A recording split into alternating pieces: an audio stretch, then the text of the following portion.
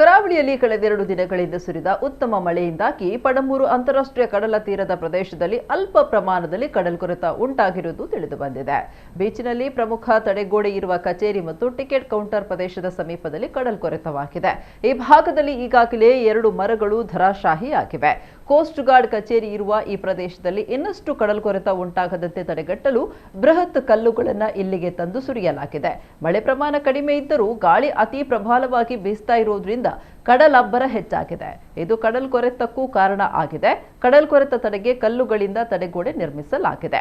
ಆದರೆ ತಡೆಗೋಡೆ ಇಲ್ಲದ ಜಾಗದಲ್ಲಿ ಕಡಲ್ಕೊರೆತ ತೀವ್ರವಾಗಿದೆ. ನಿರಂತರವಾಗಿ ಈ ಸಮಸ್ಯೆ ಮುಂದುವರಿದರೆ ಪ್ರವಾಸಿಗರು ಕಡಲ ತೀರಕ್ಕೆ ಆಗಮಿಸುವುದು ಅಪಾಯಕಾರಿಯಾಗಲಿದೆ. ಈ ನಡುವೆ ಮಳೆಗಾಲದ ಹಿನ್ನೆಲೆಯಲ್ಲಿ ಕಡಲ ತೀರದ ಪ್ರದೇಶಗಳಿಗೆ ತೆರಳದಂತೆ ಈಗಾಗಲೇ ನಿರ್ಬಂಧ ವಿಧಿಸಲಾಗಿದೆ.